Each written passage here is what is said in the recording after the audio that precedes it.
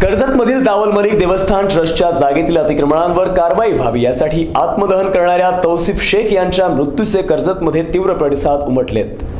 कर्जतकरांनी कडकडीत बंद पाळून आक्रमक आंदोलन केल्यानंतर प्रशासनाने संबंधित अतिक्रमणांवर कारवाई सुरू केली आहे। कर्जत येथील दावल मलिक देवस्थान ट्रस्टच्या जागेवरील अतिक्रमण काढण्याच्या मागणीसाठी जिल्हाधिकारी कार्यालयासमोर पेटवून दिलेल्या तौसिफ शेख उर्फ सूर्याभाई याचा पुण्यातील ससून रुग्णालयात मृत्यू झाला। त्याचे तीव्र पडसाद शुक्रवारी कर्जतमध्ये उमटले। मुस्लिम समाजानं बंदचं आवाहन केलं होतं। नागरिकांनी कर्जत शहरात कडकडीत बंद पाळून त्याला पाठिंबा दिला। कर्जतमधील छत्रपती शिवाजी महाराज चौकामध्ये मुस्लिम समाजाच्या वतीनं रास्ता रोको आंदोलन करण्यात आलं। यामध्ये सर्वपक्षीय आणि जातीधर्माचे नागरिक सहभागी झाले होते।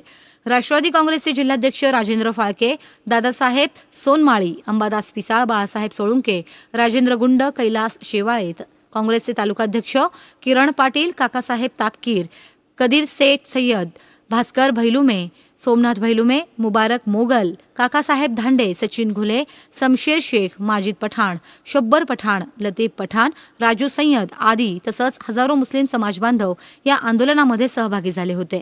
यावेळी आंदोलकांचा मुख्य रोष पोलीस आणि प्रशासनाविरुद्ध होता। त्यासोबतच पालकमंत्री प्राध्यापक राम शिंदे यांनी त्यांच्या समर्थकांना पाठीशी घालण्यासाठी या प्रकरणात हस्तक्षेप केल्याचाही आरोप अनेकांनी यावेळी जाहीर भाषणात केला। हे गेले 7-8 महिन्यापासून लढतायत।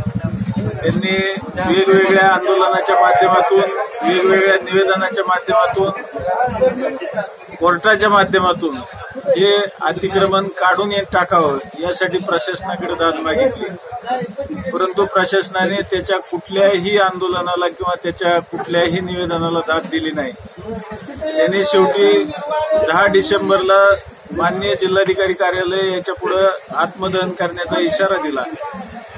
सुदैवाने त्या दिवशी अहमदनगर महानगरपालिकेची मतमोजणी होती आणि म्हणून त्याला विनंती केल्यावर प्रशासनाने त्याने आत्मदहनाचा इशारा 20 तारखेचा प्रशासनाला दिला। पूर्वकल्पना असताना जिल्हाधिकारी साहेब, पोलीस यंत्रणा यांना सगळी कल्पना असताना काल तौसिफ शेख याला जिल्हाधिकारी कार्यालयापुढे स्वतःच्या अंगावरती स्फोटक द्रव्य घेऊन आत्मदहन करावं लागलं आणि त्याच्यामध्ये रात्री त्याचा दुर्दैवी मृत्यू झाला।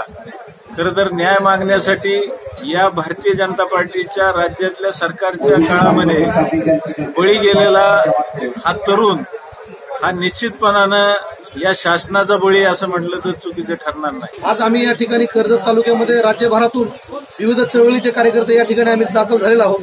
अख्ख्या महाराष्ट्रामध्ये एक आंदोलनाची धग तयार झालेली आहे आणि अशा परिस्थितीमध्ये राम शिंदे साहेब यांच्या सांगण्यावरून पोलीस प्रशासनाने फार मोठा फौजफाटा या ठिकाणी आणून हे आंदोलन दडपण्याचं काम पालकमंत्री राम शिंदे साहेब करता की काय अशी प्रश्न आता समाज बांधवांच्या मनामध्ये झालेले आहे।